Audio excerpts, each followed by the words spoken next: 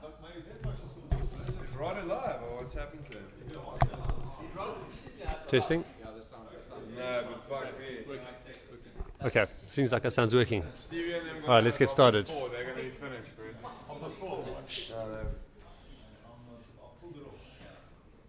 Alright, US markets rallied in the wake of encouraging economic data, pushing stocks into a third day of gains.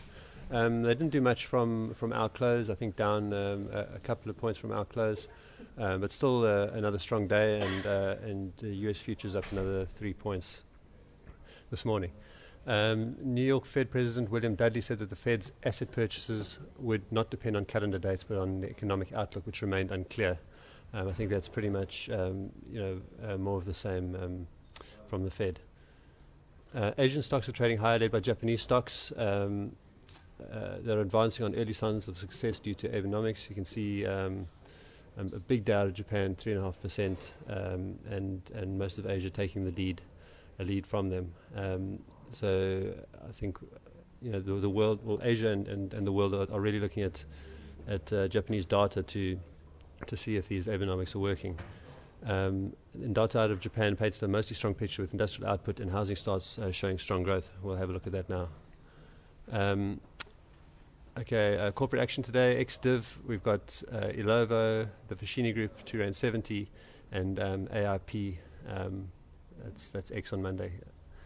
Aspen was raised to outperform from underperform at Credit Suisse. We can see, we all saw that how the stock Aspen bounced yesterday on the news that they bought the Dutch pharmaceutical plant. The headline in the business day this morning saying that they paid $1 billion for this plant, and it may generate 6 billion rand in sales in its first year. So obviously the market liked that purchase, and it was reflected in the share price.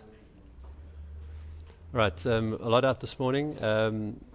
GfK consumer confidence out in the UK in line, and there's that Japanese data.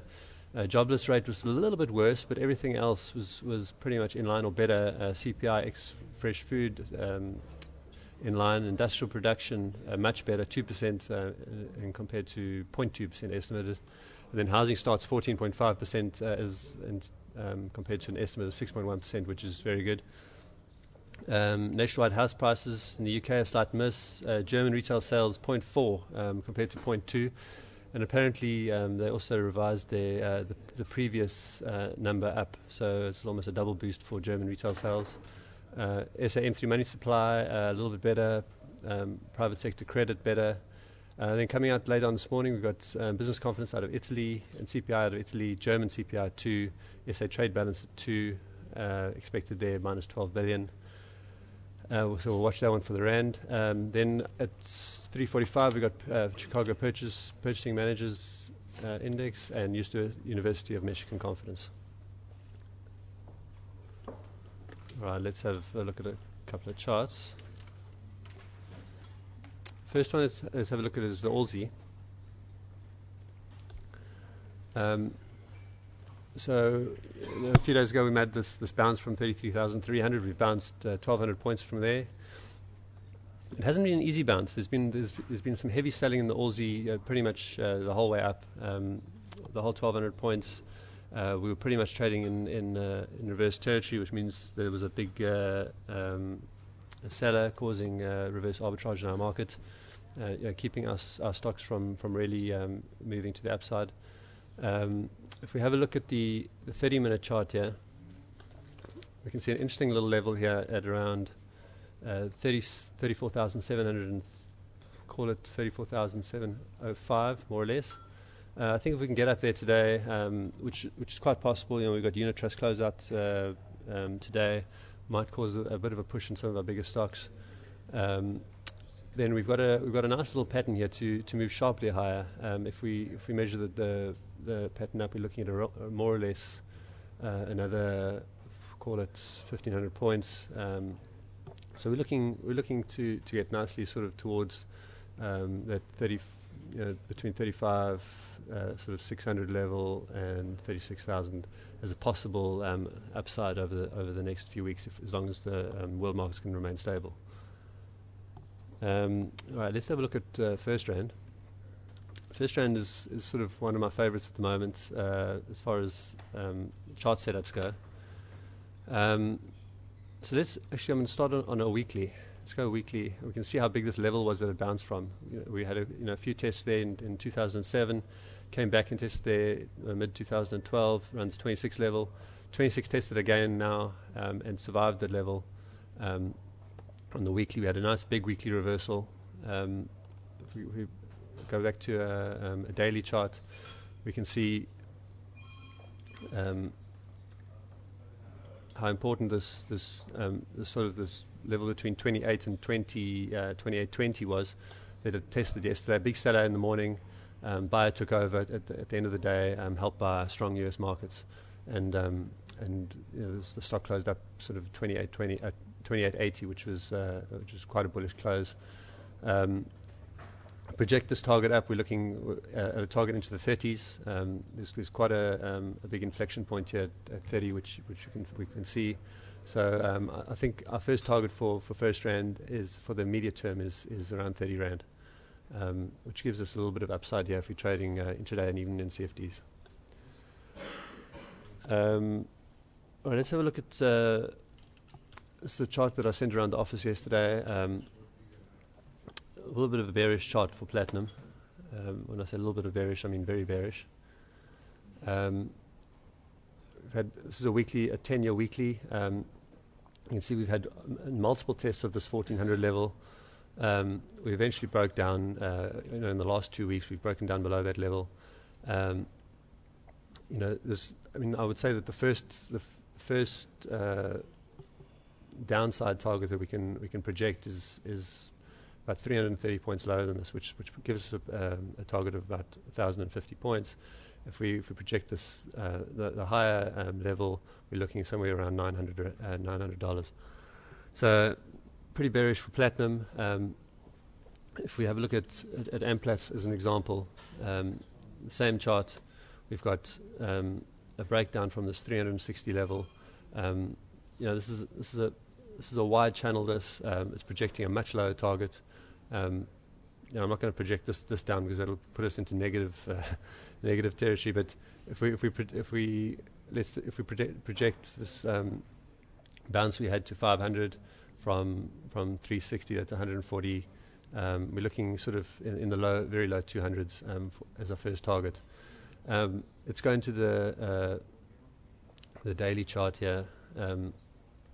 We can see a crucial level here at around sort of 277 or 278, 279 on a closing basis. We closed below that and managed to close higher again. So I think keep watching that. If we get a break below that 277 level again, it could be time to sell. Otherwise, we could maybe draw a trend line down over here and look to sell off 310 level if we get a further bounce to there. Let's have a quick look at growth points. Growth points I know is one of the stocks that some of our younger traders have been trading today a little bit. Had a nice bounce off 2350, which we can see is quite a big inflection point. If we knock it down to a 30-minute chart, we can see if we draw the trend line down, we've got a little bit of a further bounce. Looks like we're forming a little bit of a cup and handle here. If we realize the full cup and handle, we could have a bounce right up sort of towards 2650 and possibly higher. But I'd say our first level we want to look at is around 2575 as a possible short-term target. Let's have a look at Old Mutual.